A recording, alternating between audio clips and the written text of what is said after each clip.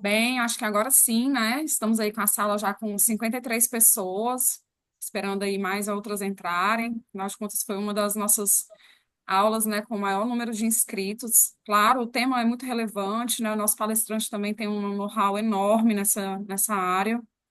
E aí eu queria dar as boas-vindas a todo mundo, dizer que sejam muito bem-vindos a esse espaço de compartilhamento de saberes.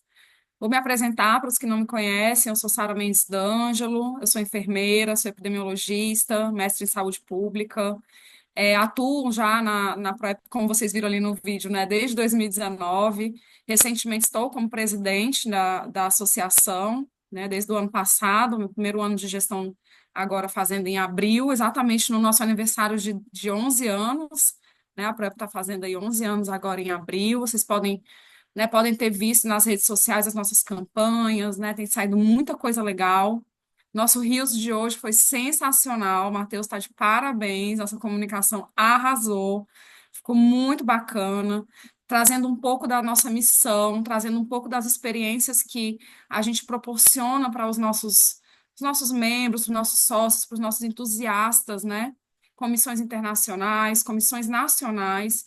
E especialmente essa, falando de Bangladesh, foi muito incrível. Então, pegou a gente mesmo da própria ProEP de surpresa, assim, com tanta qualidade, com tão minucioso, né, o detalhamento de como foi essa missão de um sócio nosso em Bangladesh na crise humanitária de 2018.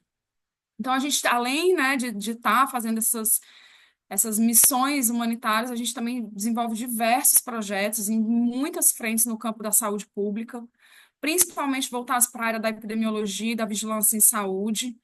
Hoje nós estamos com um projeto enorme de vigilância baseado em eventos, com apoio fundamental, né, de países africanos de língua portuguesa e também da London School, né, que é a Universidade de Londres. E assim a gente vai construindo, né, cada dia um pouco mais forte, cada passo fortalecendo nosso futuro, cada passo fortalecendo nossa rede, e a gente aqui engajado em melhorar cada vez mais a saúde da nossa população que tanto precisa, por meio da ciência, das evidências, né, e da epidemiologia de campo, furando os sapatos. Então, eu convido vocês para conhecerem um pouquinho mais da nossa associação, nossa jovem associação entrando aí na adolescência, né, com 11 aninhos, né, nosso site já foi colocado aqui no chat, né, www.proep.org.br, nas nossas redes sociais também. Somos 10 mil, né, nos nossos 10 anos fizemos 10 mil seguidores. E especificamente essa live aqui, ela tem um gostinho muito especial, porque é a nossa aula inaugural do curso de geoprocessamento para a saúde pública e suas aplicações. O geoprocessamento, ele tem um encantamento, né? Quem ama, ama, quem não gosta, não gosta, e as pessoas estão cada vez mais entusiasmadas com o geoprocessamento, com as ferramentas, né, que estão cada vez mais palatáveis, mais amigáveis para as pessoas comuns, seres normais comuns, né, mortais, Jefferson, conseguirem fazer seus próprios mapas. Então, essa aula aqui, ela tem um gostinho especial, porque a gente vai trazer a desburocratização do acesso a ferramentas de geoprocessamento. E essa formação, ela nasce de um projeto que é o nosso Menino dos Olhos, do ano passado. Foi um projeto incrível, né? Depois eu convido vocês para olhar nas nossas redes, olharem lá no nosso site, que foi o Comunidade de Práticas, fortalecendo a coleta, a análise e a comunicação de dados em países africanos de língua portuguesa. Né? O nome do projeto é bem grande, mas ele de fato era muito grande. Esse projeto ele foi promovido pela ProEP, em parceria com o Instituto Nacional de Saúde Pública de Cabo Verde e também o Instituto Nacional de Saúde Pública da Guiné-Bissau, né, e também pelos Ministérios da Saúde desses dois países, mas com o apoio financeiro e técnico da Vital Strategies e do Centro de Controle de Doenças de Atlanta, o CDC.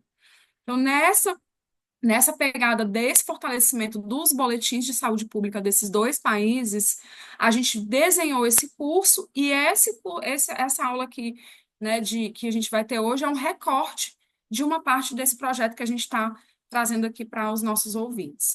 Então, esse curso ele foi pensado com muito cuidado para apoiar todos os profissionais da saúde na sua aplicação prática, porque tem que fazer sentido para as pessoas que estão lá na ponta, que estão fazendo suas análises, né, e que essa prática possa fortalecer o uso dessas ferramentas geográficas em contextos reais da vigilância em saúde. E a gente se coloca à inteira disposição para estar respondendo dúvida. Temos um curso de QGIS nas nossas plataformas, também fiquem muito à vontade para divulgar, para fazer os nossos cursos. E se quiser saber mais sobre esse projeto que eu mencionei, né, que é o Comunidade de Práticas, também tem um linkzinho aqui, vocês vão ver lá tudo que foi desenvolvido, aula de vigilância em saúde, aula de estatística, aula de EPINFO, aula de geoprocessamento, de escrita científica, então a gente tem um arcabouço bem grande. E aqui, já encerrando a minha fala de boas-vindas, agradecendo mais uma vez vocês por estarem aqui nessa quinta-feira à noite, para fortalecer o conhecimento de vocês. Eu quero passar a palavra para o nosso sócio conselheiro, Fernando Pugas, né, que tem sido um parceirão nosso, e a ProEP é feita de pessoas, para pessoas, em formato de rede. Então, de vez em quando a gente pega um sócio e vem cá ajudar a gente numa missão, e cá está o Fernando, vou passar a palavra para ele. Muito obrigado por ter aceitado esse chamado para mediar essa aula tão importante para todos nós. Obrigado e boa noite a todos. Eu que agradeço, Sara. Olá, pessoal, boa noite. É um prazer estar aqui nessa início dessa aula inaugural, né? Quando o vídeo da ProEP foi no início de tudo, né? A ProEP deixa marcas e essas marcas vão se marcando cada vez mais. E é um prazer estar aqui com vocês. Eu sou Fernando Pugas, eu sou farmacêutico, membro também da ProEP. A ProEP me conquistou através de todos os cursos que ela disponibiliza na sua plataforma. Convido vocês também para se associar à ProEP para quem não é sócio. E gostaria, né, de estar moderando e vocês também se interajam aqui no nosso chat, né, que vai estar disponível aqui na plataforma. E trago então o nosso mestre, né, que foi o responsável por todo esse processo de construção, até mesmo ele conteudista do curso, né, o Jefferson. É uma pessoa fantástica. Eu estou vendo aqui o currículo dele é extenso, né? Ele é um profissional assim de grande preciosidade que se falta muito. Obrigado, Jefferson, por ter aceitado esse convite. E gostaria que você falasse, eu acho que é até melhor você falar de você, o seu processo, né? De como você construiu tudo isso. E passo a palavra para você.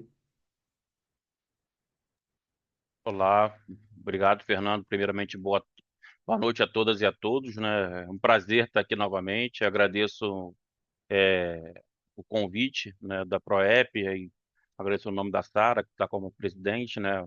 Foi parceira também nesse projeto lá em Cabo Verde.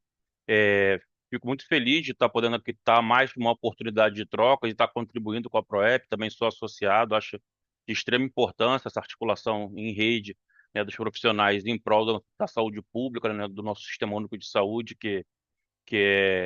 ainda tem algumas falhas, mas ainda é muito bom, né? Digamos assim, tem muita coisa para melhorar, mas já avançamos bastante. E com relação a me apresentar, né? Como já foi falado, meu nome é Jefferson, né? Eu trabalho é, na Fundação Oswaldo Cruz e na Universidade Veiga de Almeida. Na Fundação Oswaldo Cruz, eu desenvolvo dois tipos de trabalhos, né? Um dentro do projeto Arboalvo, trabalhando com epidemiologia, de estratificação de áreas de risco para arboviroses, e numa outra vertente eu coordeno a rede Fito, que é uma rede de inovação em medicamentos da biodiversidade, né? É uma rede, né, como a ProEP também se propõe a ser, né, uma rede de diferentes atores espalhados pelo território, buscando a inovação e desenvolvimento de medicamentos à base da biodiversidade. Em ambas dessas frentes, utilizo muito a questão da análise espacial e principalmente a que a gente chama hoje em dia de inteligência geográfica, né? E na Universidade Veiga de Almeida, onde eu coordeno o Laboratório de Inteligência Geográfica em Ambiente e Saúde, eu sou professor do mestrado de Meio Ambiente. Minha formação, eu comecei no meio acadêmico fazendo graduação em microbiologia e imunologia, então bem bancada mesmo, trabalhando com virologia, bem laboratorial. Depois fui fazer especialização em engenharia sanitária e ambiental, fiz geografia, graduação também. E depois fui fazer mestrado e doutorado em saúde pública e epidemiologia na própria Fundação Oswaldo Cruz. E aí, dessa maneira eu consegui, através da geografia também, juntar as duas áreas, né? Trabalhar com o que a gente chama, né, de geografia da saúde, né? Que é você estar buscando, né, como a gente fala, a ciência do onde, né? Então, onde, como e por quê, né? É um pouco que a geografia se pretende a responder. Eu não sei se já está podendo compartilhar, para eu poder compartilhar. Aí eu vou compartilhar aqui a tela. E aí a gente vai começar. Sim, E vocês fiquem à vontade de estar colocando perguntas no chat, por conta que o pessoal vai estar pegando essas perguntas e ao final da explanação aqui, a gente vai estar batendo um papo, né? A ideia aqui da apresentação vai ser trazer um pouco de conceito sobre inteligência geográfica, geografia da saúde, e depois mostrar na prática como é que, como é que como é que se dá, né, a utilização do geoprocessamento, da inteligência geográfica na vigilância em saúde, com exemplos práticos, para que a gente possa, né, vocês, né, consigam enxergar nas mais variadas formações e atuações que vocês têm, né, no território, vocês veem a infinidade de caminhos que podem estar sendo seguidas com esse tipo de ferramenta, tá? Deixa eu compartilhar aqui. Enquanto o Aí, Jefferson pode falar. Enquanto o Jefferson ele está compartilhando aqui a tela, pessoal, a nossa sessão tem aproximadamente 1 hora, tá? Para aqueles que querem interagir, nós temos o chat. Coloquem o nome de vocês, tá? A equipe está aqui à disposição e nós vamos compartilhando e interagindo com o Jefferson ao mesmo tempo, tá bom? Jefferson, boa apresentação e vamos nos Obrigado. fortalecendo cada vez mais. Não sei se já apareceu aí, já apareceu? Apareceu. Perfeito. sim, E além, né, dessa questão da formação acadêmica também, né, me apresentando, eu sou pai da Maria, companheiro da Vanessa, porque a gente também não é só currículo acadêmico, né, a gente é muito mais do que isso. Então, o tema do bate-papo da aula aqui, né, é o uso da inteligência geográfica na vigilância em saúde, né? Como eu falei, na Fiocruz, Rede Fito, Arboalvo, Uva, e aqui, né, o logotipo aí da template do projeto que nós participamos, que foi realmente muito rico. Deixa eu passar aqui. Então, a geografia e seus conceitos, né? A geografia é a ciência que estuda os processos responsáveis pelas diferentes formas e transformações, percepções, vivências, estratificações e apropriações do espaço. Então, a geografia em si, para a gente falar de inteligência geográfica, a gente sempre tem que entender primeiro, né, o que que a geografia estuda, né? Muita gente vê a geografia como aquela parte da decoreba, para cá, para lá, geografia humana, geografia física, mas a geografia tem como objeto de estudo dela, né, o espaço, né? Então, a gente tem como objeto de estudo o espaço, né? E o espaço ele é formado por elementos naturais, artificiais, construídos pelo homem, né? E essa inter-relação. Quando o espaço ele tem algum tipo de interferência humana, já a gente chama de espaço geográfico, né? E a gente vai ver que a geografia ela tem 6 conceitos básicos, né? Dentro do seu arcabouço teórico, são os conceitos principais. Tem uma série de outros, mas esses são os principais. E eu vou estar falando todo um pouco sobre eles e como depois eles também se operacionalizam, né? Porque o geoprocessamento em si ele é uma ferramenta, né? Os programas mudam, os modelos estatísticos também mudam, desenvolvem, mas o conceitual, o pensar o espaço, isso deve ser primordial, né? O seu modelo teórico, isso tudo tem que estar acoplado à sua análise, como você quer responder os seus questionamentos, né? Então, os conceitos fundamentais da geografia. Então, tem o espaço geográfico, que é o quê? É o espaço transformado pela ação humana. Como eu falei, o nosso objeto principal é o espaço. Então, todos esses conceitos eles vão estar referidos ao espaço, tá? Então, o espaço geográfico é quando a gente tem um espaço modificado pela ação humana. A paisagem é o espaço que a gente vê, literalmente. Se eu vou num mirante, olho, né, aquilo ali é uma paisagem. Como também se eu olhar uma imagem de satélite, aquilo é uma paisagem. E eu posso fazer diversas análises através de olhar uma paisagem, pelo conceito de paisagem, tá? Tem o conceito de lugar, né, que dentro da geografia é o espaço vivido, né? Então é o que é aquele espaço que eu tenho relações afetivas, o meu bairro, né, a rua que eu moro, tanto pode ser afetivo como pode também não gostar. Então tem essa relação da vivência, né? E isso também, mas para que que eu quero saber disso? Poxa, né? É que isso vai gerar materialidades no espaço geográfico e vai gerar consequências benéficas ou não benéficas dentro daquele espaço. Isso na área da saúde a gente vai ver como a gente faz. Região é um outro conceito principal da geografia. A gente conhece as regiões do Brasil, né? Que são regiões, é o espaço estratificado. Então, o espaço brasileiro foi estratificado por uma variável. No caso das regiões brasileiras, é pela questão, geralmente, dos elementos naturais, né? Mas eu posso, dentro da epidemiologia, por exemplo, estratificar um território pelo risco relativo, né? Então, eu estou utilizando o conceito de região nesse caso, tá? O território, que é o mais falado, né? Então, muito na pessoal que trabalha com geografia da saúde ou se aproxima, acaba usando o conceito de território, às vezes nem muito de maneira correta, mas é a palavra que é mais usada, né? O território, ele é um espaço delimitado por alguma relação de poder, né? Então, um bairro, ele é um território? Ele é um território, porque geralmente tem a parte administrativa do município atuando ali, tem um certo poder. Mas não só isso, né? Por exemplo, se eu pegar a calçada de um centro de uma cidade durante o dia, tem os camelôs ali. E eles têm os territórios dele, tem disputa de território. Então, o território tem sempre uma disputa de poder, uma disputa pelo espaço, tá? E a gente utiliza muito esse conceito, tanto o SUS se utiliza muito do conceito de território e o conceito de região, tá? E é algo que tem que se avançar bastante, por conta que são bastante iniciativas bastante interessantes. E mais recentemente o conceito de rede, que é o espaço conectado, né? E essa conexão pode ser materializada como de repente vamos dizer, uma rede de transporte, uma rede aérea, mas também um fluxo de uma rede de ideias, que aí são redes sociais. E tudo isso gera materialidades no espaço e na saúde pública.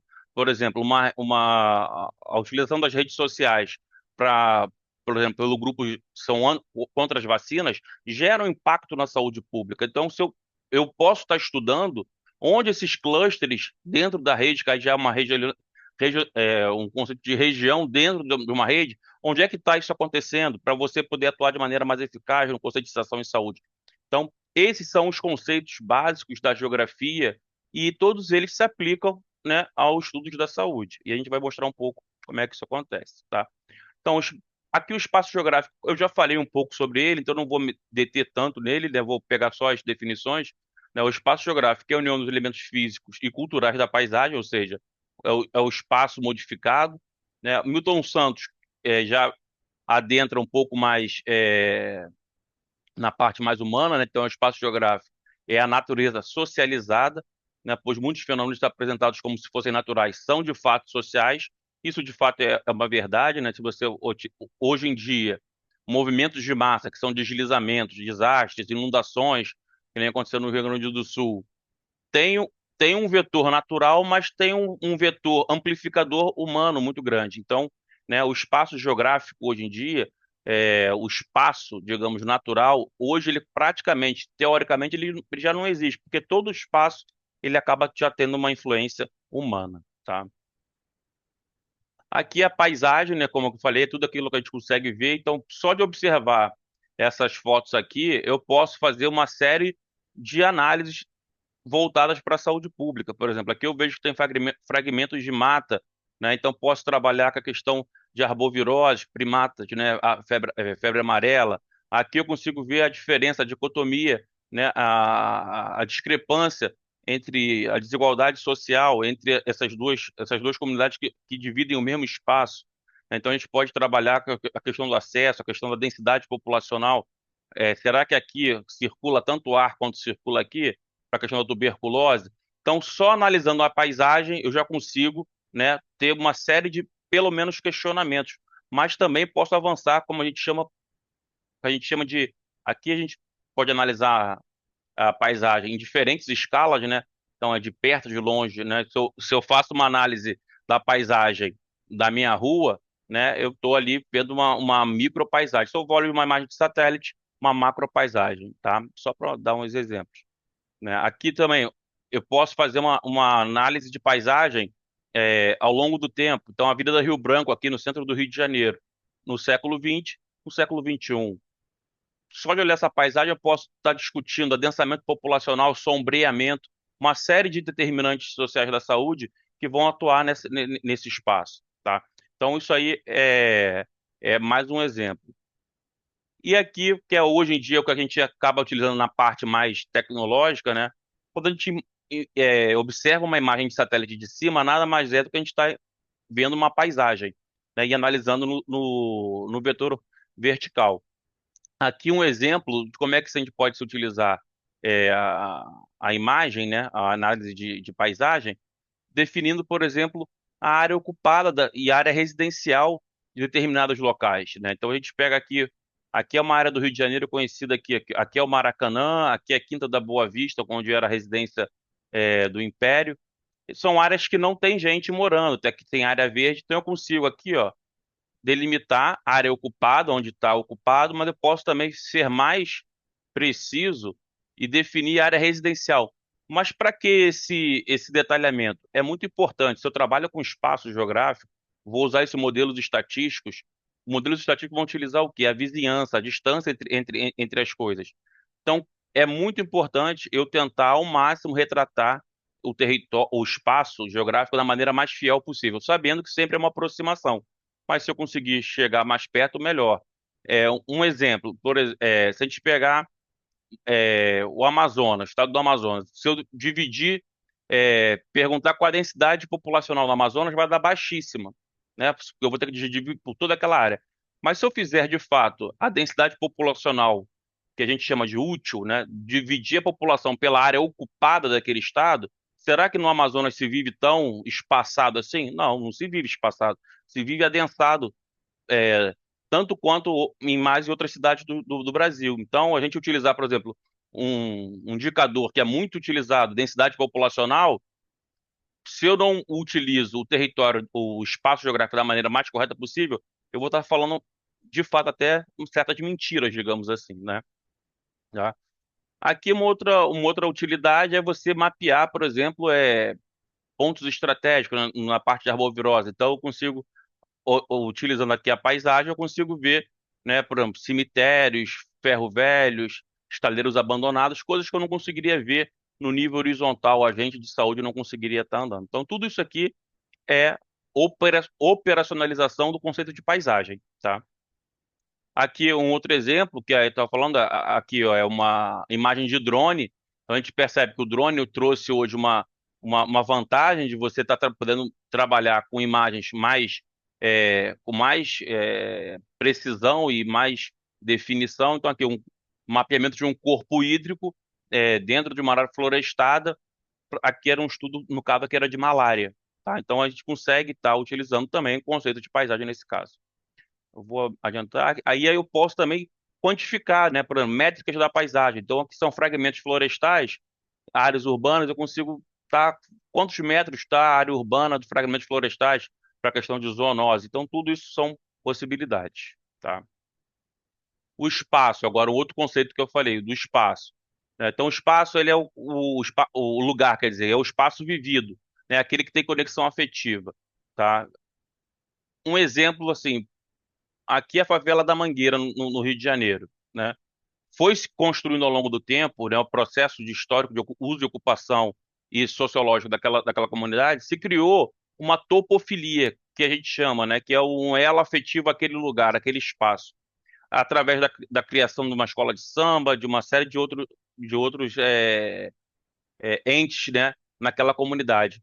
Isso faz o quê? Muda muito a conjuntura daquele espaço. Aquela sociedade ali, com certeza, tem muito maior resiliência a eventos de desastre, saúde pública, do que outras que não têm, porque as pessoas ali já estão é, interessadas, né, em cuidar do seu espaço, e por isso faz o quê? Que elas se conectem e trabalhem para aquele espaço. Então, essa materialidade ela se coloca no espaço. Então, coisa de lugar, ele é o conceito que trata dessa parte vivida, que na geografia a gente acaba se utilizando. Por exemplo, um outro exemplo que se utiliza bastante, mas não é falado, né, a área do PSF, eles acabam sendo, na teoria, deveria ser dividido, né, como território, né, áreas de controle e tal, de poder. Mas muitas vezes, na verdade, ele é dividido conforme, né, o laço afetivo de conhecimento que o agente tem naquela área, tá? A região, como eu já falei, é a estratificação do espaço por algum critério, pode ser critério natural, critério sociocultural, critérios epidemiológicos. Eu escolho uma variável e estratifico aquele território. Por exemplo, aqui, esse mapa mundi aqui está regionalizando através das línguas oficiais, tá? Então é uma forma de você regionalizar o espaço. Já aqui, que é mais de interesse nosso, aqui é a cidade do Rio de Janeiro, e aqui eu estou regionalizando aqui em regiões de maior ou menor risco, né, clusters, né, pelo risco relativo, através de uma técnica estatística que vai buscar esses clusters através do StatScan, que é uma estatística espacial, e aí então aqui eu estou fazendo aqui uma regionalização do espaço. Então, é mais uma forma da gente utilizar esse conceito, tá? E o território, como eu falei, é uma relação de poder. Então, tudo que o espaço tem relação de poder é território. Aqui, cidade do Rio de Janeiro, então a gente tem aqui áreas de planejamento, os bairros, regiões administrativas, tudo isso aqui são territórios, né? Então, os territórios são muito ligados à parte político-administrativa, mas como eu falei, não só, tá?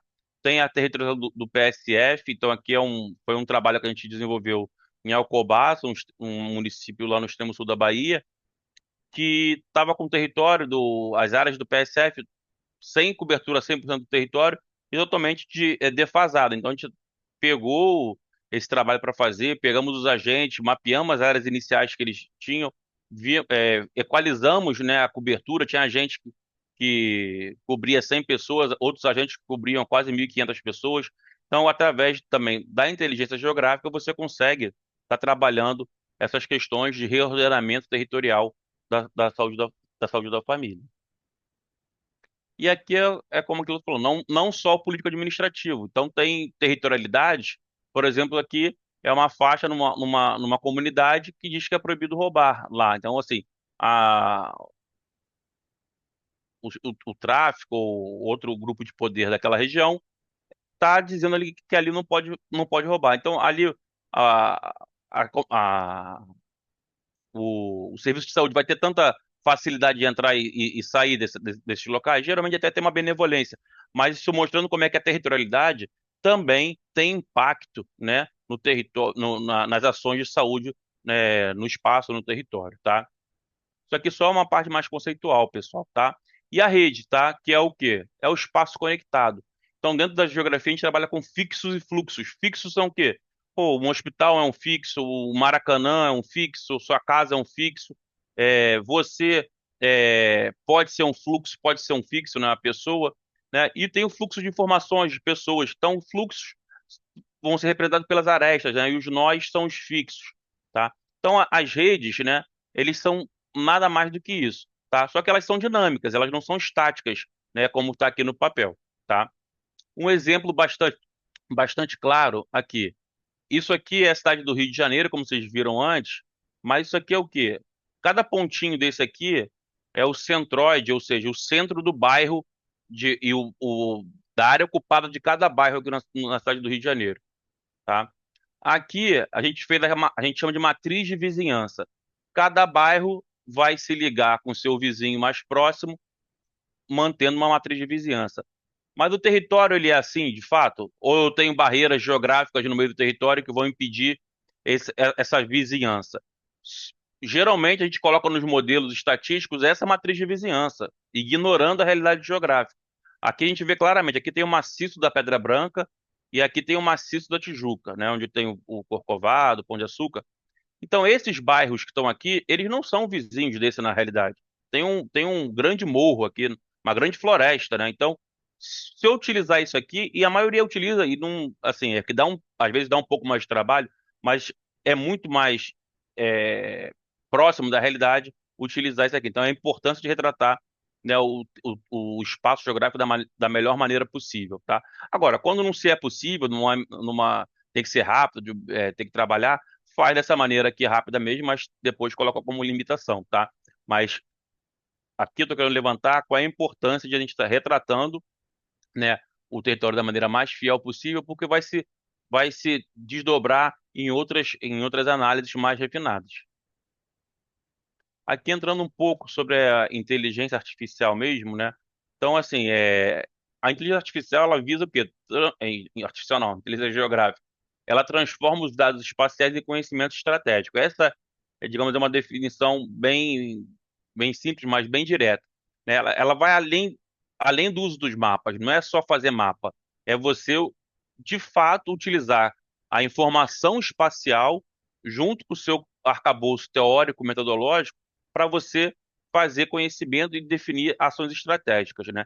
Então ela integra a dimensão do onde, né, com uma crítica na análise, tá? Então ela tem como um dos principais objetivos apoiar decisões, seja políticas públicas, planejamento territorial, seja qualquer outro tipo de coisa. É muito utilizado hoje em dia, por exemplo, pelo mercado. Tem uma área na geografia hoje bastante forte que a gente chama de geomarketing, né? Então todo o outdoor, toda propaganda, toda levantamento de mercado hoje em dia, de um empreendimento imobiliário, eles fazem levantamentos de geomarketing. Eles vão ver qual é a renda média daquela região, o que que eles consomem na internet, esses dados, né? Então também a gente está na época da sociedade dos dados, então é importante também saber dos nossos dados, sabe, proteger também, né, de fato os nossos dados. Nossos telefones estão sempre com o microfone aberto, com o GPS aberto. Então, isso aí você pode até tentar travar de alguma forma, mas de fato essa coleta é diária, 24 horas por dia desses dados, que vão ser trabalhados pela inteligência geográfica através de computação, inteligência artificial também, digamos, automatiza esses trabalhos e a gente consegue mapear, por exemplo, é, se aquela região ali tem uma demanda na internet por, sei lá, padaria. E aí uma pessoa que quer abrir uma padaria, ela vai ter um mapa em qual área da cidade tem uma demanda maior por busca, né, de padarias no Google ou no iFood. Então tudo isso é possível de ser feito, aliás, não é só possível, é bastante feito hoje em dia, tá? Pela área de geomarketing. E isso a gente pode utilizar para a saúde, né? Então, como é que eu vou buscar, de repente, a minha maior demanda, né, por serviços de saúde? Isso pode me ajudar a planejar a distribuição dos meus serviços de saúde? Eu acho que pode, com certeza, contribuir, tá? Então, o fundamento da inteligência geográfica, a gente utiliza geotecnologias, então GPS, sensoramento remoto, drones, bancos de dados geoespaciais, sistemas de informação geográfica, tudo isso possibilita o quê? Eu trabalhar com um volume imenso de dados, né? Então, essa é que é um pouco a diferença de antigamente. A gente sempre teve inteligência geográfica, né, ao longo da ciência geográfica. A diferença hoje é que a gente consegue processar uma quantidade muito grande de dados e, com isso, ter informações e deduções mais robustas, tá? E a geografia, né, ela faz essa através dos seus conceitos, ela vai tentar explicar o onde, o como e o porquê aquilo está acontecendo, tá? Aqui alguns exemplos, né? Planejamento urbano, utilização da inteligência geográfica, né? Na saúde pública, a segurança e logística, a conservação ambiental, tem diversas utilizações, tá? É um campo interdisciplinar, então tem geografia, tem estatística, tecnologia da informação, ciências de dados, ciências sociais, tudo isso agregado, né, para estar fazendo uma melhor análise e tendo uma inteligência, digamos, geográfica mais apurada. A geografia é uma ciência que ela se conecta com praticamente todas as ciências, né? Por conta que basicamente tudo acontece em algum lugar, né? Em algum espaço. Então tem geografia da percepção, que é a área da geografia que se detém a trabalhar com a parte mais psicológica, né? De como as pessoas percebem o espaço, como elas percebem aqueles locais, e como é que isso vai influenciar. Então tem pessoal na saúde mental que trabalha muito com isso, né? Como é que os espaços, né? E a percepção dos espaços pelas pessoas afetam a questão da saúde mental, tá? Como paisagens monótonas, como, por exemplo, campos eólicos hoje em dia. Além do barulho, né, a questão sonora, tem a questão também visual, e então aquela percepção daquele espaço gera problemas, né, na questão da saúde mental das pessoas, tá? Então, aí só uma definição rápida sobre a geografia da saúde, né? Ela estuda o espaço e aborda múltiplas faces em sua aplicação de pesquisa. Uma delas é a saúde, né? Analisando epidemias, o sanitarismo, determinando os fatores sociais da doença, os complexos patogênicos propostos por SOR em 1955, que, digamos assim, meio que dá uma definição para a geografia da saúde, né? Começa nessa época, tá? Que compreendiam as relações entre as doenças e o espaço geográfico. Mas a gente sabe que é muito mais antigo que isso, né? A gente tem os trabalhos históricos, desde que o mundo é mundo, digamos, a gente mapeia as doenças e tenta explicar o que ela acontece. Tem uma definição que eu gosto muito, que é do Cristóvão Barcelos, aqui da Fiocruz, que é isso, né? Se a doença é uma manifestação do indivíduo, eu fico doente, né? Mas a situação de saúde é uma manifestação do lugar, né? Então, a situação de saúde de uma população, de um espaço, não é algo individual, né? Então, é algo que tem que se trabalhar no coletivo e no território. E o lugar da doença é o lugar natural da vida. Então, onde tem vida, vai ter tipo, agravo. A gente tem que lutar também muito para promover saúde, né? Mais do que mapear as doenças. Cada vez mais a gente deve buscar ações de promoção da saúde, né? Para que a gente não precise mapear a doença e cada vez mais mapear ações de promoção da saúde, tá?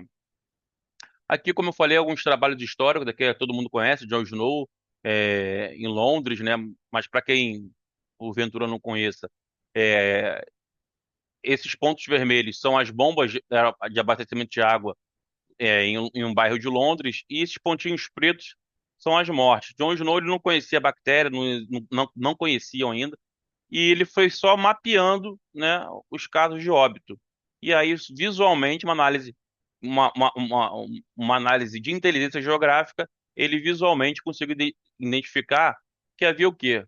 Um cluster aqui, né, um conglomerado de casos em torno dessa bomba, né? Aí ele fechou essa bomba e conseguiu ver que o número de óbitos começou a reduzir. Então, ele é considerado um dos pais da epidemiologia, mas também da geografia da saúde. É, um exemplo aqui é que aqui no Brasil mesmo, já em 1895, a gente já tinha aqui no mapa do Rio de Janeiro, mapeando, aqui eu botei em vermelhinho os casos, que estava em preto, mas muito pequenininho, os casos de febre amarela na capital do país, que é no Rio de Janeiro na época. Então, a gente também já tinha um histórico de trabalhar. Isso aqui é um mapa histórico, eu tenho digamos, um hobby, digamos assim, que é pegar mapas antigos, né, e tá georreferenciando eles com os limites novos, né? Então isso também é bastante interessante que você consegue ver onde a cidade foi aterrada, onde ela não foi, você consegue ter informações interessantes. Por exemplo, essa parte de aterramento já pode servir para se eu tiver um estudo mais para frente de áreas de inundação, é, doenças de veiculação hídrica, isso já vai servir porque eu já vou saber de fato aonde que foi aterrado, como foi aterrado, porque naquela época você não tinha tanta descrição dos dados. Então, com esse mapeamento, a gente consegue identificar essas áreas de maneira mais precisa, tá? Aqui, ó, a Sara falou que estava no Catete, num curso agora aqui. A Catete fica aqui, né? É uma área que naquela época já tinha febre amarela, né? O Rio de Janeiro enfrentou bastante problema com a febre amarela, né? Urbana, transmitida pelo Aedes aegypti. Então, desde 1800 já vê que é um problema para gente. E até hoje a gente não conseguiu resolver, né? Muitos falam que a gente tem os determinantes sociais, mas não basta ter os determinantes sociais definidos, né? Eles são dinâmicos, né? Eles não são estáticos. Então, isso que a gente tem que estar trabalhando com o conceito de rede, né? E rede dinâmica. Agora eu vou estar entrando aqui, pessoal, um pouco na questão já mais prática mesmo da utilização desses conceitos e desse ferramental. Então, a gente pode utilizar o quê? Para reconhecimento territorial. Então, esse aqui, por exemplo, é o que eu estava falando, é aquele município lá do extremo sul da Bahia, Alcobaça. A gente fez um trabalho lá grande com diversas ações, mas tudo começa com reconhecimento territorial. Esse aqui é o mapa de uso do solo.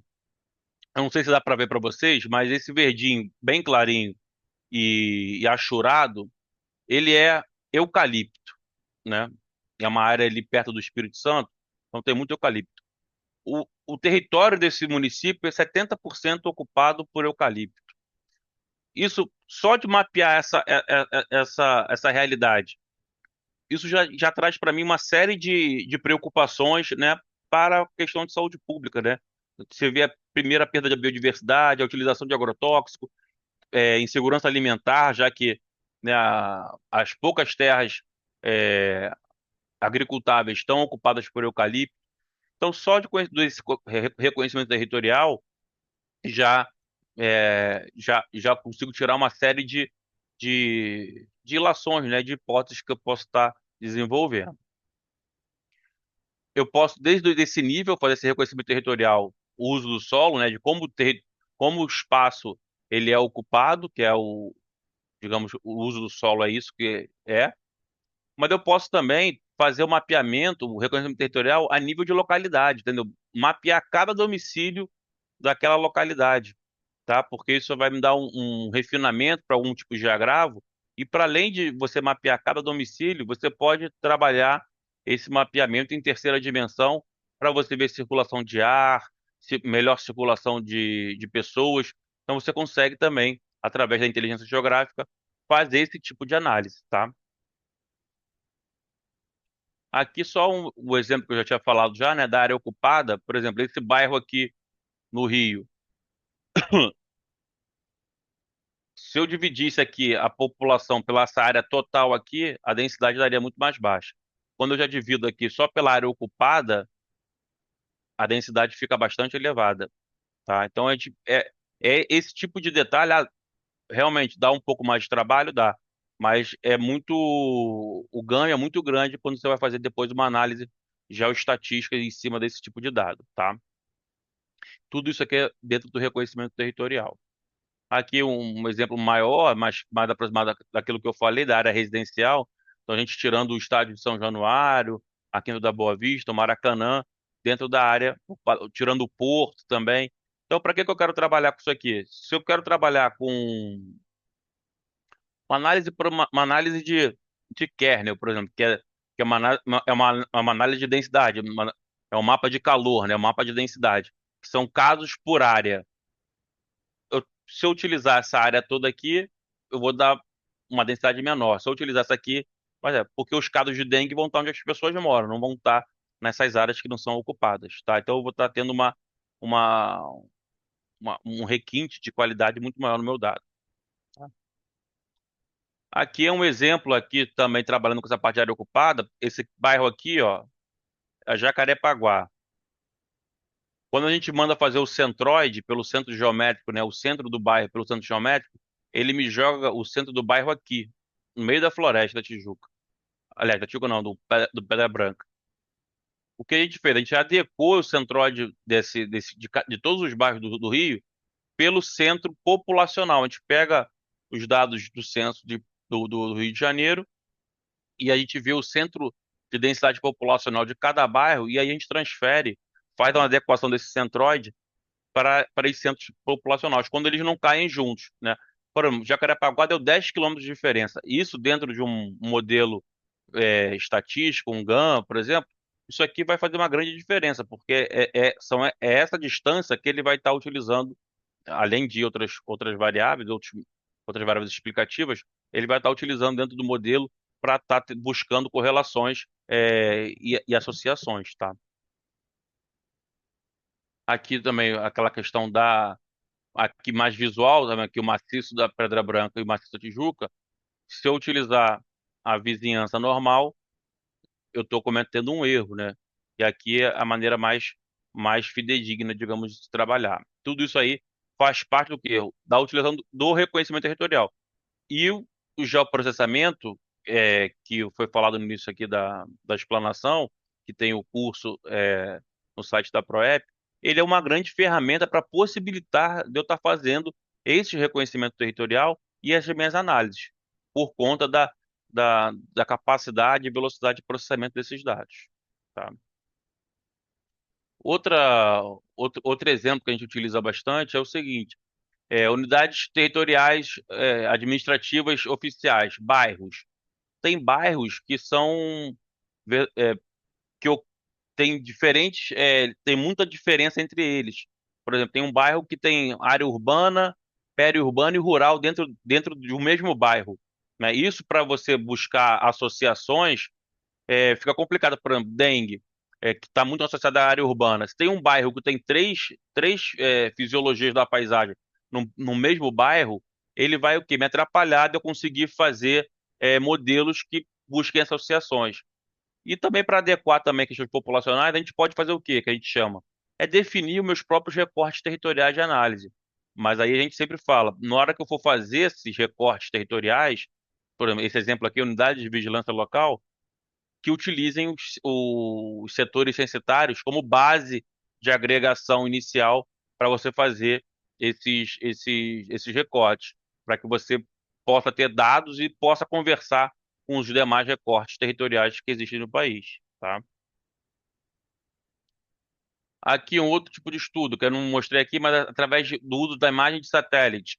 A gente tem imagem de satélite 70, a gente consegue ainda, né? Então você definir a mancha urbana, ó, em 74 para 84. Então a gente vê aqui vermelho, aqui já ficou em abóbora, o município cresceu 84 para 94 cresceu muito pouco, de 94 para 2009 cresceu novamente. E a gente consegue traçar os vetores de expansão urbana, né, para você tanto trabalhar o, a distribuição do serviço de saúde, né?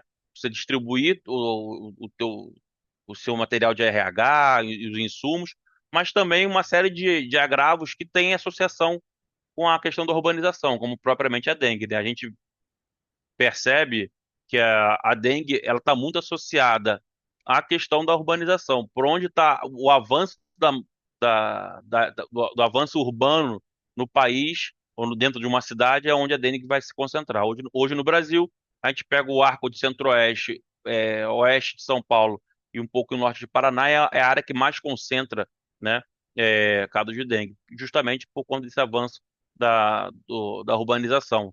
E aí o modo de vida, né, o que a gente gera muito resíduo, e não, mas não só isso também, né, a questão também tem uma série de outras questão de infraestruturas que são falhas.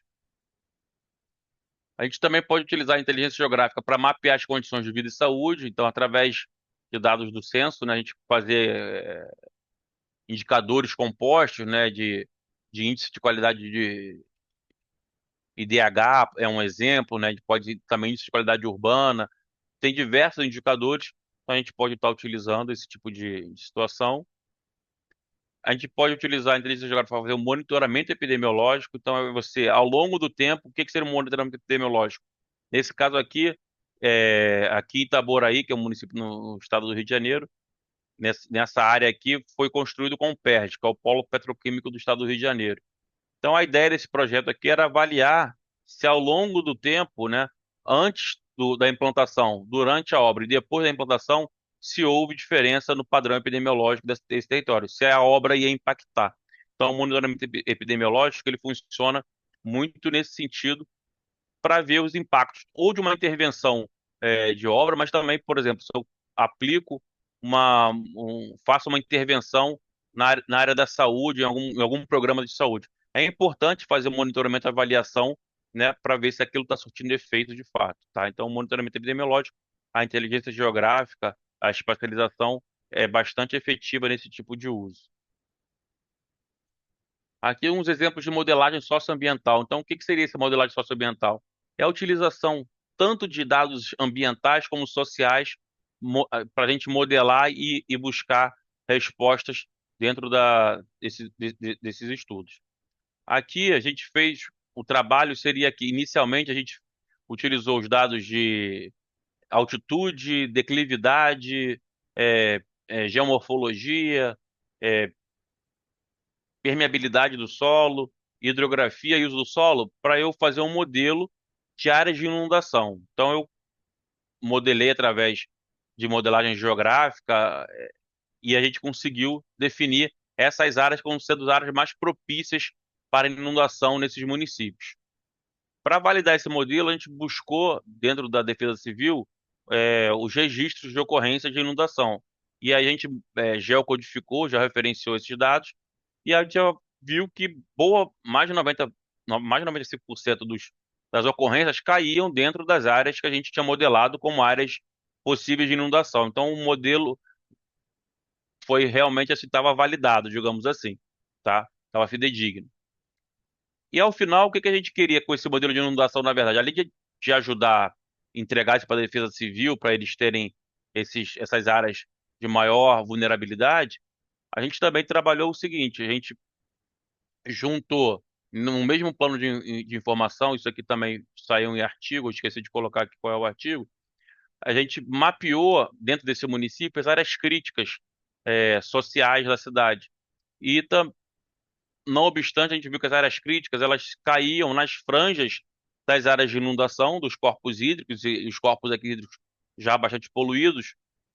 E quando a gente foi jogar os casos de leptospirose, também a gente viu que caía também bem na franja, junto nas áreas críticas. Então a gente percebe aqui, né, como é que essa associação ambiental social, né, gera condições favoráveis para o aparecimento e a manutenção, né, de doenças, nesse caso aqui a leptospirose, tá?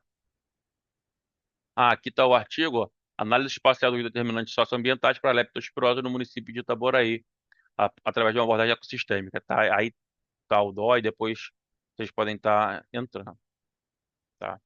Que repetiu. Outra, outro trabalho socioambiental que a gente fez mais recentemente foi a questão dos Yanomamis. Então, quando teve a crise dos Yanomamis, através do sensoriamento remoto, eu consegui estar mapeando os rios que estavam com mudança de coloração devido à presença de garimpo, né? Então, o garimpo gera muitos sedimentos no rio e ele muda de coloração.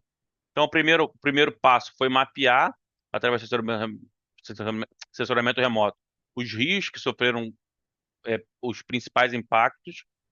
Depois, a gente, através de imagens de satélite de 2022, a gente fez o mapeamento das aldeias indígenas, possíveis aldeias indígenas de Yanomami. Então, tudo isso aqui são aldeias. Então, através de interpretação visual, olhando as imagens de satélite visualmente e classificando. Depois a gente jogou com um banco de dados das aldeias do governo, da FUNAI e da CESAI, e a gente viu que tem uma série de aldeias que não eram mapeadas, que a gente chamou de invisibilizadas. Mas isso muito causadas por quê? Por conta que podem ser causadas também por isso. Devido à degradação do ambiente, né, onde esses indígenas moravam, eles buscavam já esse tipo de migração, dificultando assim o acesso e o acesso a eles, né, aos serviços de saúde. Aqui é uma imagem de como estava lá, a situação deles, né, início de 22, tá? E aqui é um exemplo de como é que se deu esse trabalho. Aqui, ó, um exemplo da imagem de satélite em 2020, né, antes do incentivo, né, é, para se ocupar. Aqui já em 21 já começou a aumentar aqui a área de garimpo e aumentar a questão da coloração. Já em 22, ó, a gente percebe um grande aumento do garimpo e a coloração da água bastante alterada, tá? Aqui em 23, né, já em janeiro, quando muda a política pública do governo federal, a gente começa a perceber um retrocesso, né, no processo de sedimentação no rio. Então, também isso aqui também coloquei para mostrar como é que uma política pública ela pode impactar positivamente ou negativamente, né, no território e de maneira bastante rápida também, tá? Aqui mapeando vetores, tá?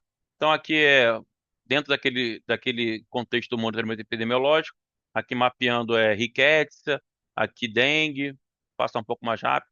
Aqui a cidade do Rio de Janeiro são as ovitrampas, são armadilhas de ovoposição para capturar ovos, né, e larvas de Aedes aegypti, tem no município inteiro através dessas armadilhas você consegue, né, fazer densidade vetorial, uma série de análises, tá? Aqui, ecologia também, do- do- dos vetores. Então, é, Em azul aqui é a densidade de ovos de Aedes albopictus, tá? Essa mancha azul e clara.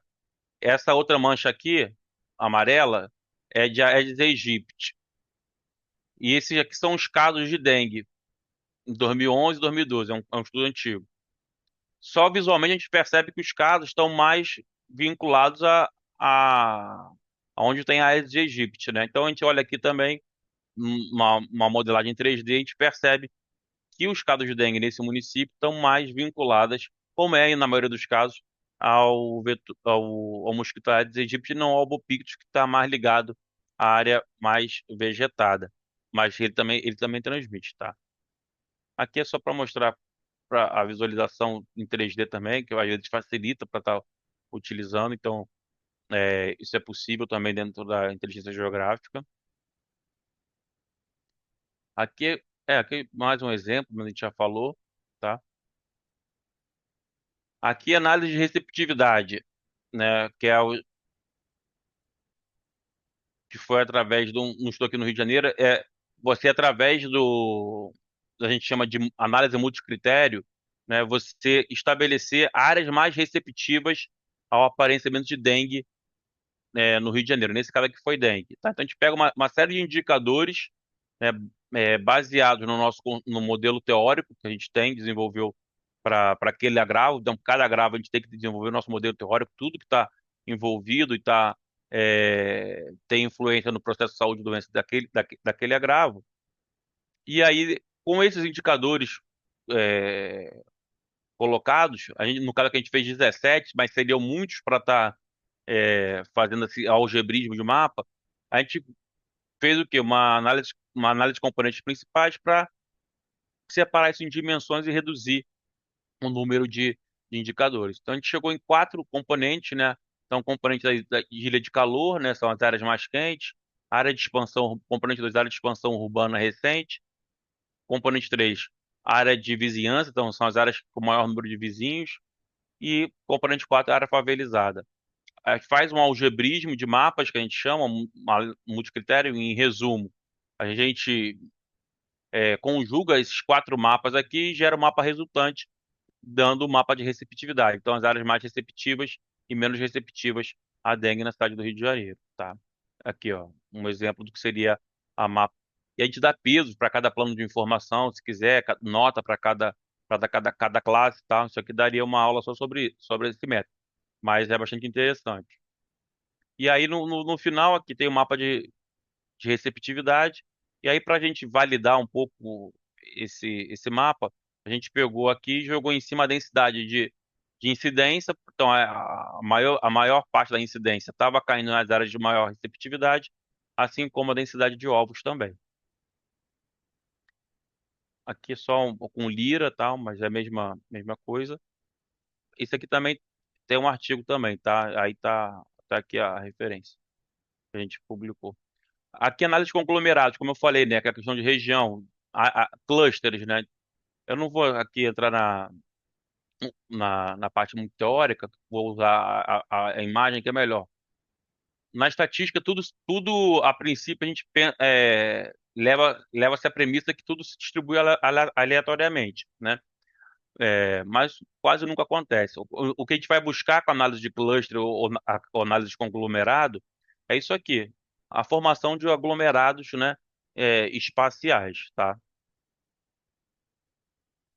Aqui que eu já tinha adiantado um pouco, né, o ajuste da, do Centroid para utilizar a estatística scan. Através da estatística scan, que é a utilização desse Centroid e o número de casos, a gente consegue estar mapeando os clusters de alto risco para dengue. Nesse caso, nesse estudo aqui em si, o de azulzinho, as manchas azuis, são população até 5 anos. E a vermelha é população acima de 5 anos. Por que que a gente escolheu população até 5 anos e população acima de 5 anos para estudar dengue?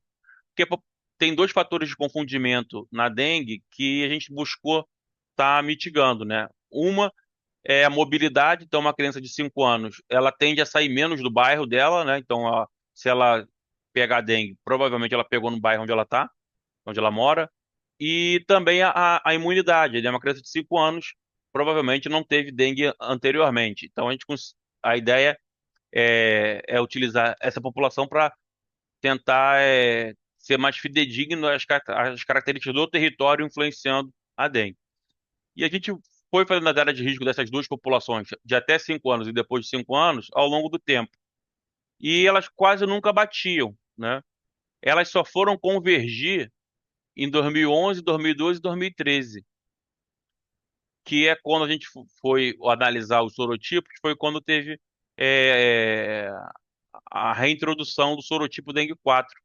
Então aí equalizou tanto a população adulta como a população de criança, ambos eram suscetíveis. E aí as áreas de risco bateram iguaizinhos. Isso aí mostrou e mostra, né, como hoje, basicamente no Brasil, de fato, quem modula as epidemias de dengue ainda no Brasil, infelizmente, na verdade, a imunidade da população é os toques suscetíveis, né? A gente ainda não conseguiu, né, nosso sistema de controle não conseguiu estar mudando muito isso, tá? Aqui é mais do mesmo. Aqui eu vou passar rápido, senão estou avançando muito, acho que na hora já. Mas aqui é uma outra forma de trabalhar com a questão da área de risco de dengue. É, muito se fala, né, pô, um bairro. Tem muita metodologia que define um bairro como um bairro de risco. Mas um bairro ele é um mundo dentro dele, né? E eu não posso falar assim, faça uma ação mais específica no bairro inteiro. É complicado pro serviço de saúde. Então, a pronta resposta é uma metodologia que tentou definir áreas que eu pudesse ter uma pronta resposta em tempo oportuno. Então, a gente trabalhou no território, a gente trabalhou aqui em Natal e Belo Horizonte, com recortes espaciais e temporais muito menores. Então, as partes espaciais, a gente fez uma grade, né, que é a unidade de pronta resposta, de 600 metros aqui em Natal. E a gente foi agregando de 3 em 3 semanas os casos, tá? E em BH mudou um pouquinho. Mas qual era o método? A gente pegava o plano de formação população, o plano de formação de ovos e de casos, que são as três causas necessárias, né, da epidemiologia. Sem essas três causas aqui, eu não tenho dengue. E aí a gente trabalhava dentro de uma estatística scan que me delimitava onde acontecia alta densidade populacional, alta densidade de ovos e alta densidade e alta incidência de casos. Quando isso acontece tudo ao mesmo tempo, a gente chamava isso de área de pronta resposta, que era uma área onde o município devia atuar de maneira mais eficaz, tá? Aqui é só um vídeo mostrando como é que as áreas vão se mudando um pouco, também mostrando como é que é importante fazer a comunicação dos dados também. Mas em resumo, os dados chegaram a essa conclusão. As áreas de pronta resposta, a cada 3 semanas, elas geralmente correspondiam a 15% do território, mas elas acumulavam 67% dos casos a posteriori. Então, se eu definir a área de pronta resposta da terceira e a quinta semana, definir a área. Os casos da sexta a oitava semana, quase 70% dos casos, desses casos, da sexta e oitava semana, caíram nas áreas de pronta resposta definidas anteriormente. Então, em tese, se eu estivesse trabalhando em 15% só do território, eu estaria atuando em 70% dos casos, tá? Isso aqui foi em Natal. A gente fez em BH também, e o resultado foi muito próximo. Ficou em termos de 16, é, em média uns 20% do território, atuando em 65, 70% dos casos, tá? Isso também tá num artigo também, tá? Que tá lá em cima. Outro exemplo aqui, a gente trabalhando em emergências sanitárias, né, utilizando o sensoriamento remoto, a gente mapeou as áreas de inundação, né, no Rio Grande do Sul, as áreas que foram inundadas na Lagoa dos Patos, ali em Porto Alegre, e nos municípios do entorno, e também botamos a malha por baixo de densidade populacional, densidade de domicílios, né, domicílios particulares, ou seja, onde as pessoas moravam. Para quê? para que logo depois da enchente os serviços de saúde pudessem estar atuando nessas áreas aqui onde tinha o maior número de densidade de pessoas, né, que foram atingidas pela área de inundação. Então é uma forma também de se utilizar para a inteligência geográfica para áreas de resposta a emergências, tá? Aqui foi na Covid, então a gente também trabalhou com isso. A gente fez um mapa de difusão, né, da Covid no estado do Rio de Janeiro. Então, do vermelhinho até o azulzinho, né, o vermelhinho foi onde aconteceu primeiro, e aí o azulzinho é onde foi aparecer Covid no final. A gente já percebe aqui visualmente que isso foi seguindo o quê? Os entroncamentos rodoviários, tá? Aqui são uma classificação com são influências das cidades, então a gente percebe que também seguiu esse padrão da influência das cidades, tá? E as rodovias.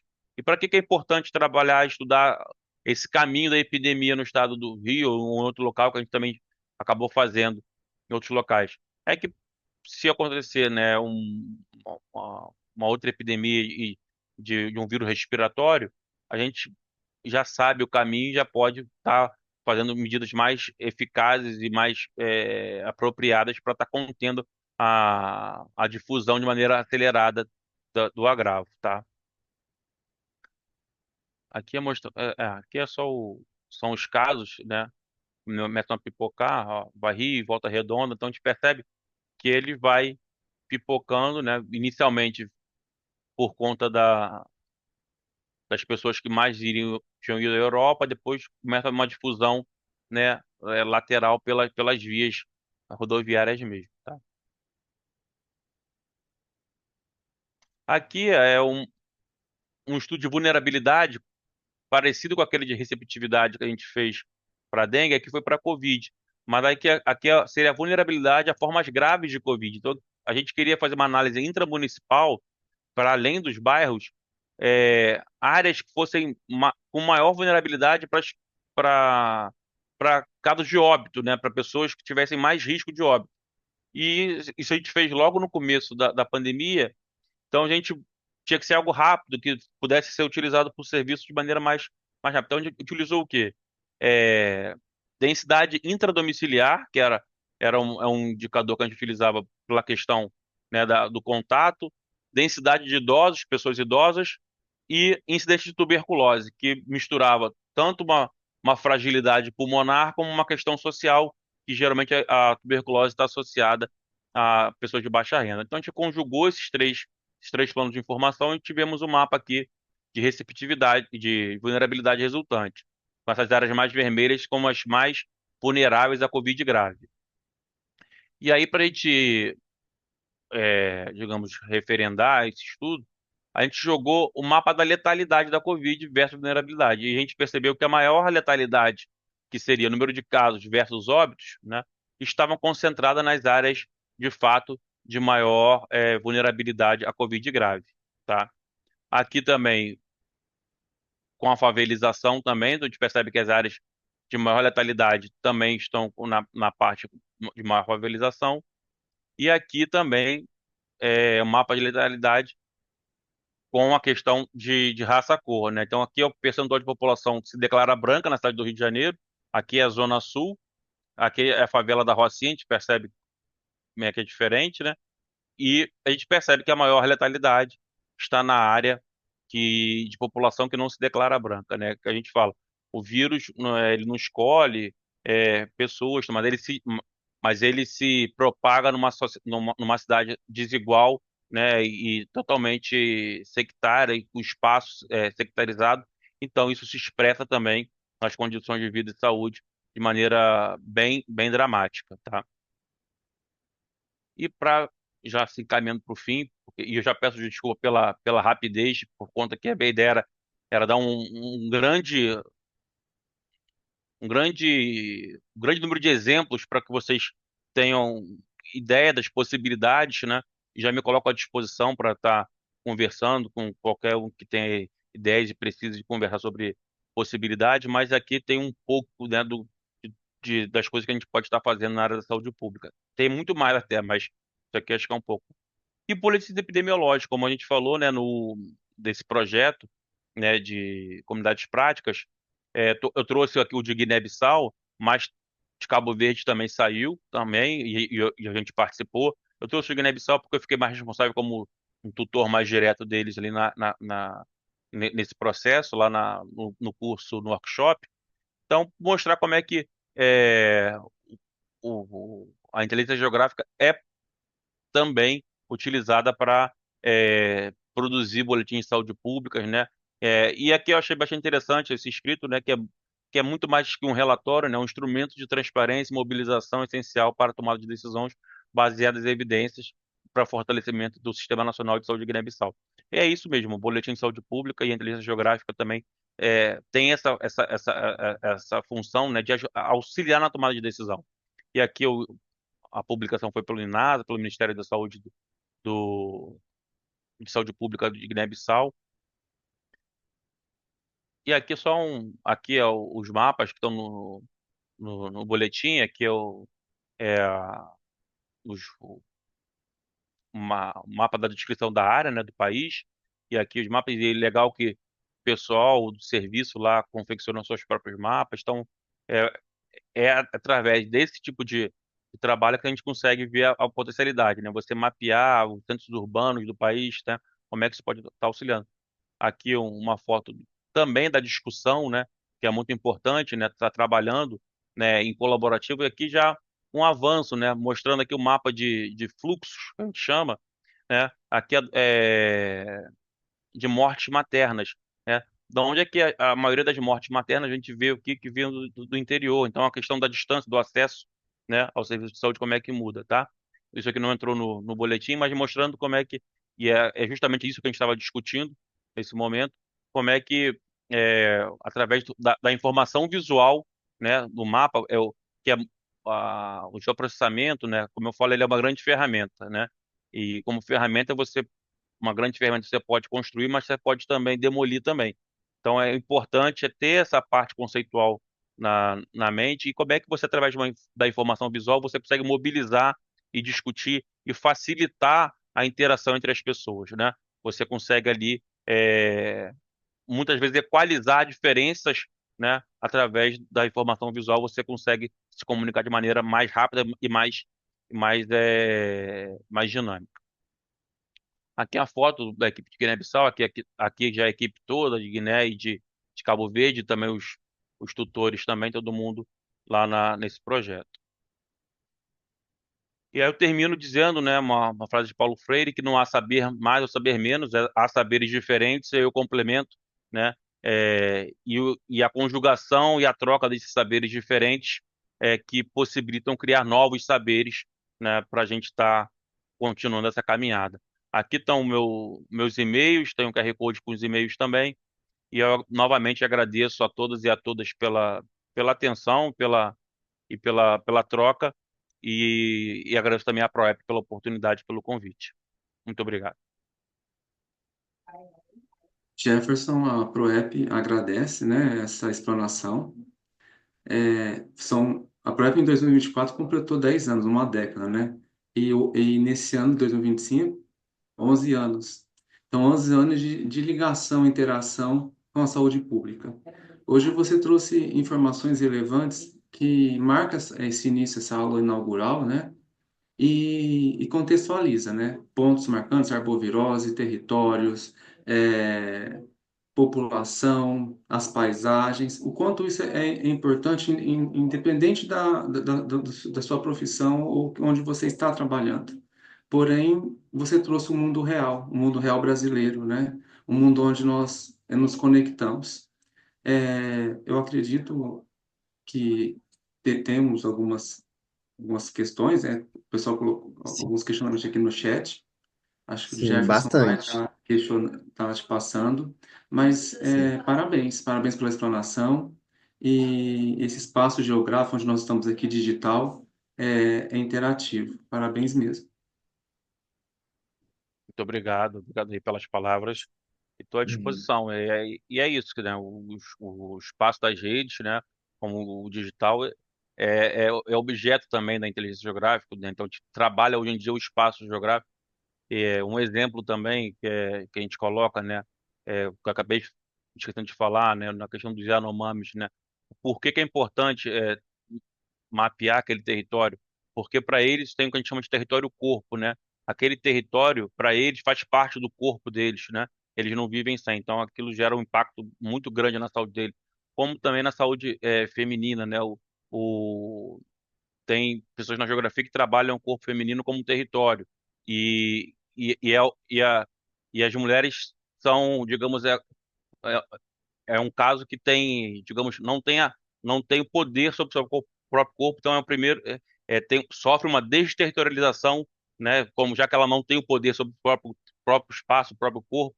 Então tem todos esses conceitos que a gente pode estar trabalhando e que tem um impacto na saúde pública, que é muito complexo. O mundo real, ele é multifacetado e muito complexo. Né? E a ideia é isso, cada vez você utilizar o maior número de conexões possíveis com as diferentes ciências, né? E também quando a gente coloca o saber científico, acho que a gente tem que tomar cuidado, né? Que é importante o saber científico, mas tem outros saberes também que tem toda a sua forma de construção também, e eles têm que se dialogar para construir novos saberes para avançar. Muito bacana, Jefferson. Aqui no chat todo mundo está em polvorosa, parabenizando pela apresentação, muito enriquecedora. A gente tem alguns comentários também que a galera contribuiu bastante. Agradeço também quem está aí online nesta quinta-feira pré-feriado, contribuiu bastante com a gente. Bruno Moraes perguntou: o mapeamento de edificação em 3D foi feito com qual software? Também a mesma pergunta. Da Juliana Galhardo, também ela perguntou um pouco das ferramentas que você utiliza para a criação desses mapas, desses gráficos. Tá, eu vou só parar de compartilhar, porque aí eu consigo ver melhor. Deixa eu ver aqui. Aliás, está compartilhando ou não está? Ou já parou? Ainda está compartilhando. Acho que agora parou, né? Agora foi. Eu posso olhar para cima. Então, os programas que a gente utiliza, que eu utilizo vários, mas para fazer para um mapeamento em 3D, né, das residências, a gente pode utilizar. O programa em si pode ser o QGIS ou o ArcGIS e tem outros também. Eu aconselho o QGIS porque ele é o software aberto e livre, tá? Mas o ArcGIS também é muito bom, tá? Ele não é, ele é bastante eficiente. Mas, mas qual é o dado que eu consigo mapear 3D, né, as edificações? Ou eu tenho esse dado, digamos, de IPTU, né, que aí cada domicílio vai dizer a sua área construída e a altura que tem aquele prédio, mas é muito defasado, né? Inclusive, os municípios contratam muito a parte da inteligência geográfica também para fazer mapeamento por drone, para ver casas novas que surgem para poder cobrar IPTU. Isso é uma área que cresce muito dentro da parte digamos assim, do campo mais mercadológico da inteligência geográfica, mas o que se utiliza mais hoje em dia é o mapeamento por laser, lidar, que a gente chama. Então passa ou um drone ou um avião, que aí por mapeamento de laser, ele joga um laser e aí o laser bate e volta. Né? Quando bate no topo de um prédio, ele volta mais rápido de quando bate na rua. E essa diferença eles calculam, eles sabem a altura. E aí, com esse dado, eu consigo ter ali, cada quadradinho cada domicílio, o quadradinho. Né? Isso o município geralmente tem. Aí eu associo ao dado de altitude, e aí eu jogo no programa de geoprocessamento, e aí eles fazem essa modelagem em terceira dimensão, botando a variável em vez de x, y, ter a variável z, que vai ser a variável da altitude, da altimetria, tá? Não sei se consigo explicar, mas é por aí. Bacana. A gente já vai passando algumas perguntas para todo mundo ter suas perguntas respondidas aqui. O César também trouxe um comentário. Há alguns anos brigo pelo uso e conscientização do uso de inteligência geográfica na defesa agropecuária aqui no estado do Rio. Com as ocorrências de influência aviária, consegui dar um passinho nesse sentido, mas ainda muito a caminhar, que aquele momento que você está mostrando sobre Itaboraí, não é um exemplo. César trouxe esse comentário. Fernando também falou um pouco sobre o QGIS é uma opção muito boa para informações. A estatística que você apontou explodiu minha mente. O César também, considerando a ideia de saúde única, a inteligência geográfica é uma baita ferramenta para as ações estratégicas de prevenção às zoonoses também, né? Educação sanitária e desenvolvimento de ações conjuntas entre a SVO e a saúde. Quiser comentar? Não, é por aí mesmo, né? A questão da questão aqui da vigilância fitossanitária é importantíssima, né? A inteligência geográfica, infelizmente, né, na parte agropecuária, está sendo muito utilizada somente para agricultura de precisão, né? Então a gente utiliza os drones para pulverizar agrotóxicos, utiliza drone para ver se a colheita tá, se a monocultura está com alguma falha ou não, né?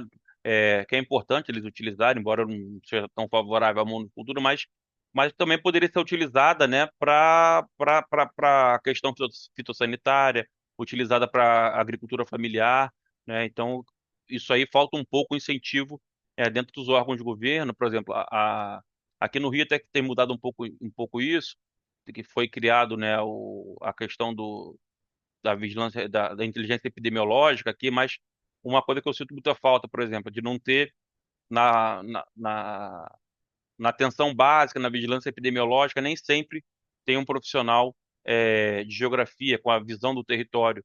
Então, isso para mim eu acho que é uma falha, né? Então, você ter esse profissional tem muito a contribuir dentro da atenção da saúde da família, para ajudar a fazer o mapeamento, entender as interrelações do território, né? E até para ajudar a enriquecer a equipe, né? A troca, né?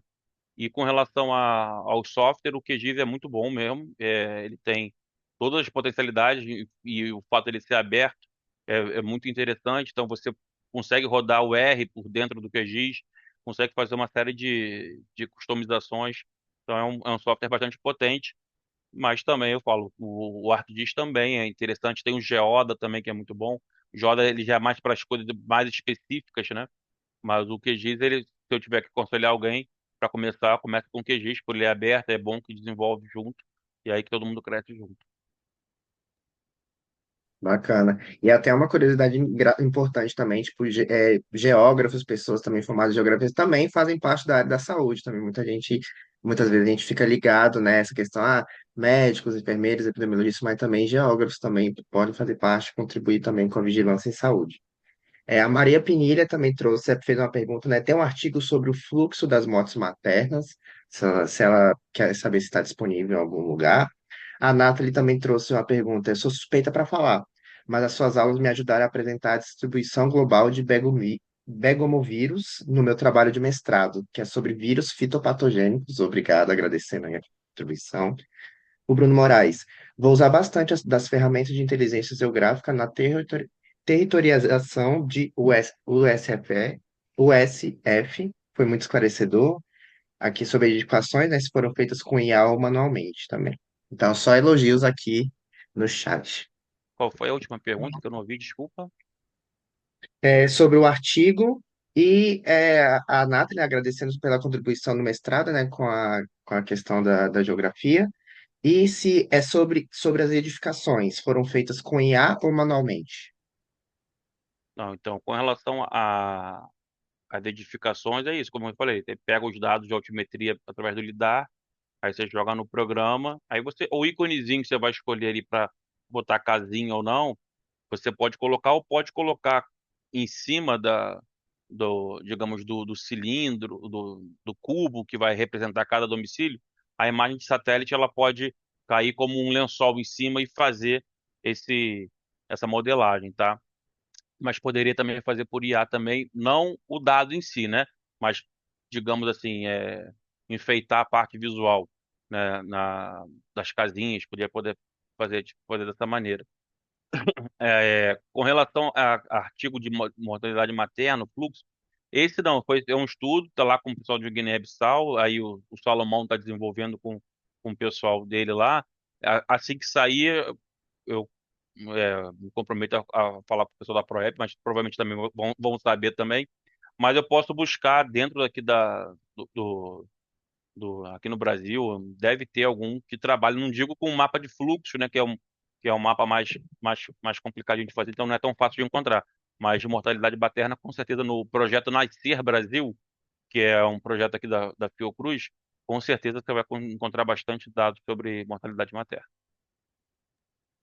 Bacana. Então, para encerrar, a última pergunta aqui do César Milhomes.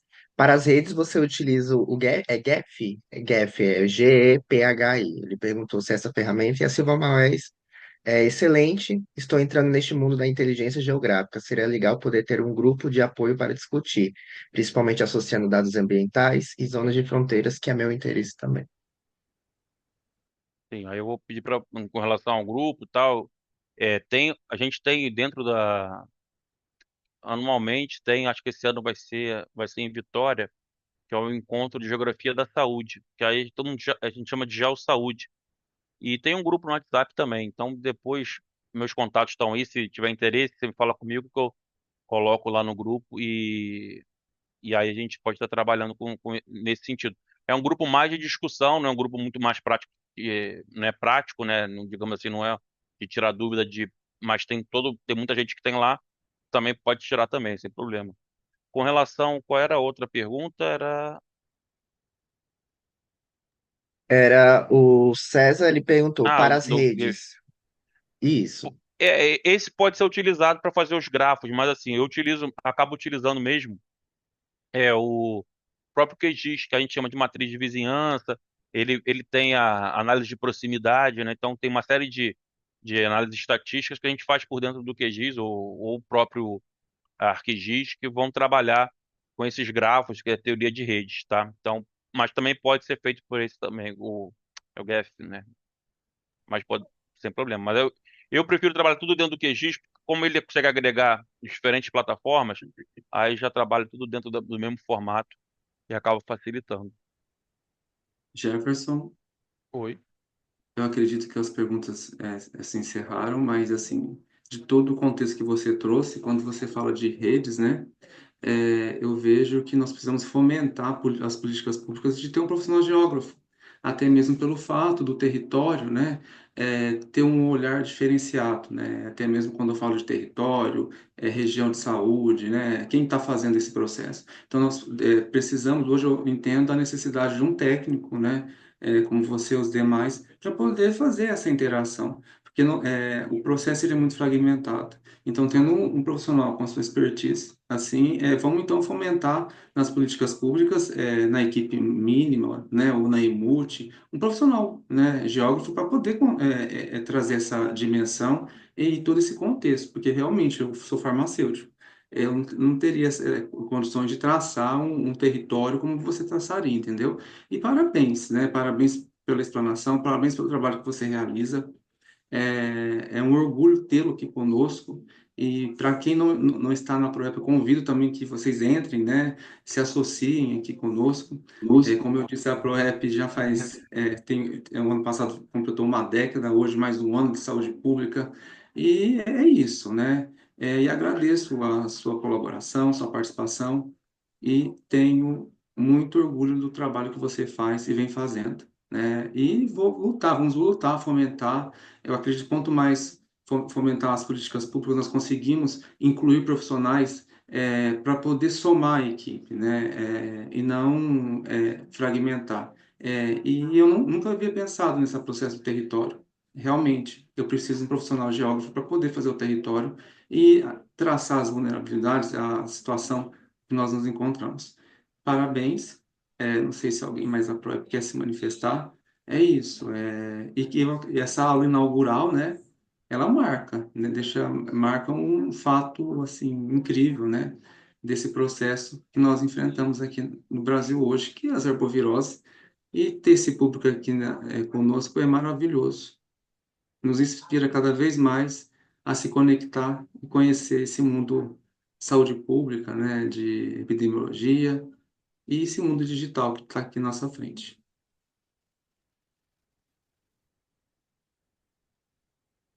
Bacana, pessoal, nesse pré-feriado, a gente agradece toda a presença de todo mundo.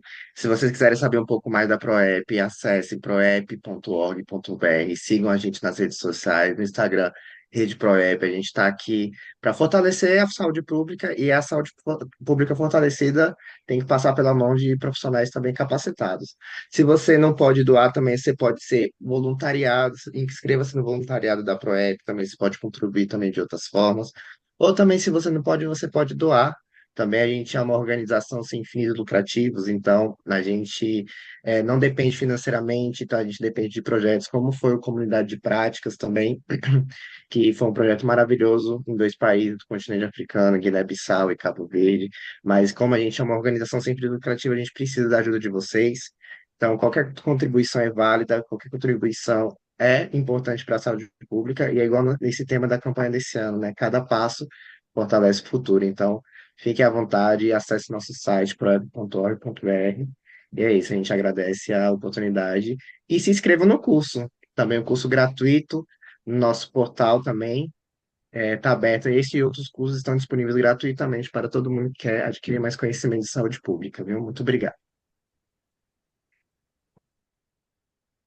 Um excelente feriado a todos. A ProEP agradece, né, a participação. Jefferson, mais uma vez, parabéns aos envolvidos nos bastidores, parabéns também por tudo.